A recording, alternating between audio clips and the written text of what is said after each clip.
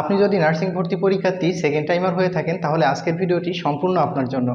দেখেন, আমরা যখন সেকেন্ড টাইম কোনো পরীক্ষা দিতে যাই তো আমাদের বেশ কিছু জিনিস সাফার করতে হয়। তার মধ্যে কেমন যে আমরা যদি আপনি ধরেন একটা খুব সিম্পলভাবে যদি একটা গল্প আপনাকে শোনাই তাহলে আপনি আরও ভালোভাবে বুঝতে পারবেন। মনে করেন আপনি একটা এরিয়াতে থাকেন, এটা হচ্ছে একটা এরিয়া। তো এই এরিয়ার মধ্যে আপনি একটা বাড়ি তৈরি করতে চাচ্ছেন, একটা কাচের বাড়ি।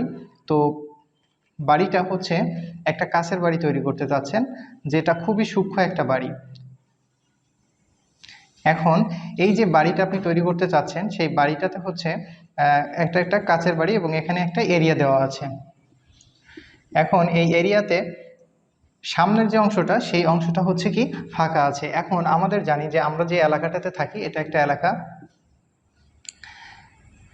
এই এলাকাতে আপনি একটা কাচের বাড়ি তৈরি করতে চাচ্ছেন, এটা কাচের বাড়ি।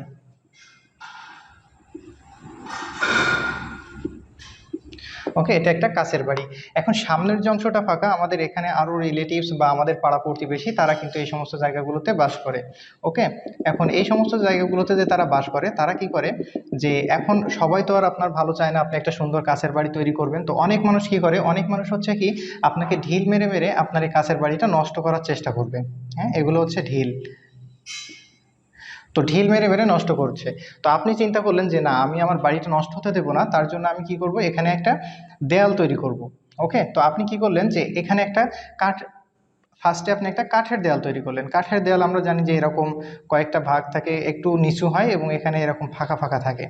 ওকে, এরকম ফাঁকা ফাঁকা থাকে। তো তারা দেখা যাচ্ছে যে আপনি দেয়ালটা তৈরি করার পরেও তারা একইভাবে আপনার ঢিল মেরে মেরে আপনার বাড়িটা আবারও নষ্ট করছে। তো আপনি দেখলেন এভাবে হচ্ছে না, আপনার ওয়ালটা আপনি চেষ্টা করলেন আর একটু ডিফারেন্সভাবে তৈরি করার। আপনি একটা টিনের ওয়াল দিলেন। হ্যাঁ, এখানে একটা টিনের ওয়াল দিলেন। টিনের ওয়াল দেওয়ার পরেও টিনের ওয়ালটা কিন্তু অনেক উঁচু হয় না, দেখা যায় আমরা সাধারণত জানি যে সেটা একটু নিচু হয় বা মাথা সমান হয়, এরকম হয়। তো একইভাবে তারা তার উপরে দিয়ে ঢিল মেরে আপনার এই কাচের বাড়িটা আবারও নষ্ট করার চেষ্টা করছে। আপনি বুঝলেন যে এভাবেও হবে না, আমাকে একটু ভিন্ন পদ্ধতিতে তৈরি করতে হবে। সেটা কেমন, আপনি এটা অনেক উঁচু এবং একটা মজবুত দেয়াল তৈরি করলেন, উঁচু একটা দেওয়াল। হ্যাঁ, আপনি একটা উঁচু একটা দেওয়াল তৈরি করলেন যেটা অনেক উঁচু। এখন এই যে মানুষগুলা ছিল যারা আপনার কাছের বাড়িটা নষ্ট করতে চাচ্ছিল, তারা কিন্তু আর যত উঁচু দিয়ে ঢিল মারুক আপনার বাড়িটা নষ্ট হচ্ছে না, তাদের এই দেয়ালে এসে আটকে যাচ্ছে। তো সেম জিনিস, যদি আপনি একজন সেকেন্ড টাইমার হয়ে থাকেন, আপনার আশপাশে আপনার পাড়া প্রতিবেশী এমন অনেক মানুষ যারা থাকবে তারা কিন্তু আপনাকে সবসময় চাইবে যে যেন আপনি ভালো কোথাও পৌঁছাইতে না পারেন। এই যে কাছের বাড়ি, এটা হচ্ছে আমাদের স্বপ্নের মতো। আমাদের স্বপ্নটাও ঠিক এই কাছের বাড়ির মতো সূক্ষ্ম হয়। এটা যদি আমাদের স্বপ্ন হয় ভর্তি পরীক্ষাতে চান্স পাওয়ার, তাহলে এই স্বপ্নটাতে আঘাত করার জন্য আমাদের আশপাশে এমন অনেক মানুষ আছে যারা সবসময় প্রতিনিয়তই চেষ্টা করছে যেন এই ঢিল মারার মতো, মানে এরা তো আর ঢিল মারতে পারে না, এরা হচ্ছে বিভিন্নভাবে আমাদের কথা দিয়ে বিভিন্নভাবে যেন আমাদের স্বপ্নটাকে নষ্ট করতে পারে, সেই চেষ্টাই সবসময় করে থাকে। তো এই কাছের বাড়ির মতোই কিন্তু আমাদের স্বপ্নগুলো খুব সূক্ষ্ম, যার কারণে আমরা যদি অল্প কিছুতেই আমাদের স্বপ্নতে একটু আঘাত লাগে আমরা খুব ভীষণভাবে ডিপ্রেশন হয়ে পড়ি এবং মেন্টালি সিক হয়ে যেতে পারি। যার কারণে আমাদের আর প্রিপারেশন নেওয়ার মতো, আগামীতে যে প্রিপারেশন নিব এই মন মানসিকতাও অনেক সময় ভেঙে যায় এবং আমরা ভীষণভাবে ডিপ্রেশনে পড়ে যাই। তো দেখা যাচ্ছে যে আমাদের এই মানুষগুলোর কথা থেকে আটকাতে আপনি যেমন কাছের বাড়িটাতে একটা ওয়াল তৈরি করেছিলেন, ঠিক তেমন আপনার এই সূক্ষ্ম স্বপ্নটার জন্য আপনাকেও অনেক সুন্দরভাবে একটা প্রিপারেশন নিতে হবে, যাতে করে আপনার এই যে স্বপ্নটাতে যেন কেউ এসে কোনোভাবে আঘাত না করতে পারে এবং আপনার এই স্বপ্নতে যেন কোনোভাবেই কেউ কোনো ক্ষতি না করতে পারে এবং কোনো রকম টাচ না লাগে।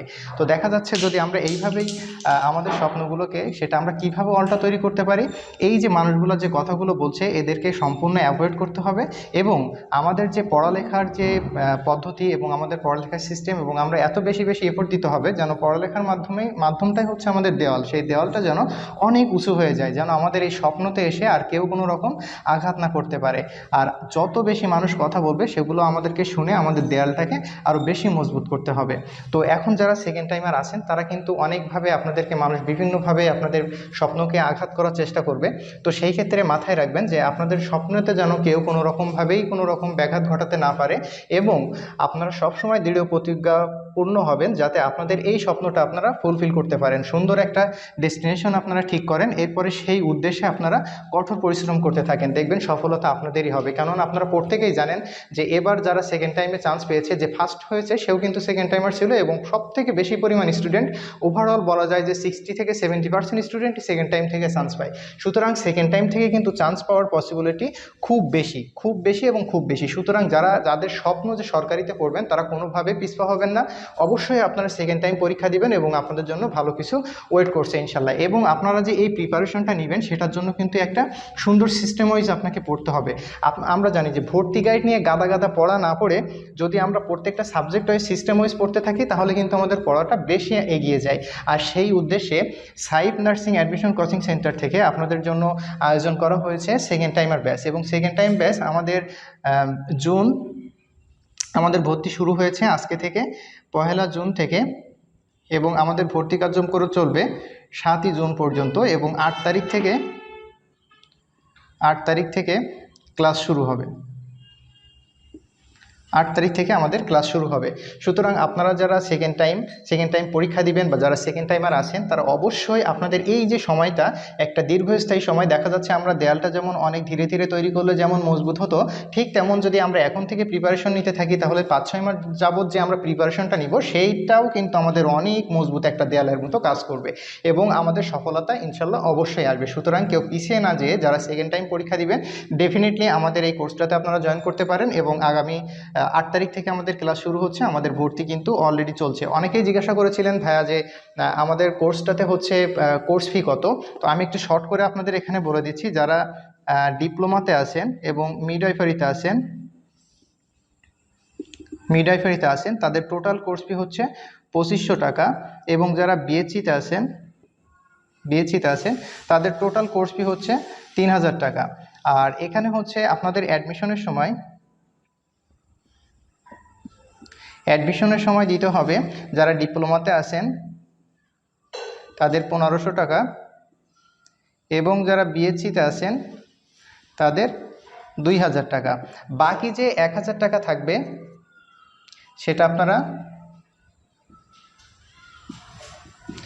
আপনারা নেক্সট মান্থে পে করতে পারবেন।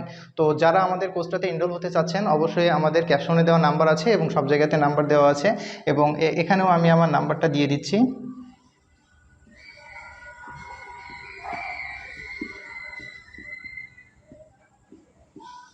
আপনারা এই নাম্বারটাতে যোগাযোগ করতে পারেন। তো সবার জন্য অনেক অনেক শুভকামনা, এবং যারা সেকেন্ড টাইম পরীক্ষা দিবেন ইনশাল্লাহ আপনাদের জন্য সফলতা ওয়েট করছে।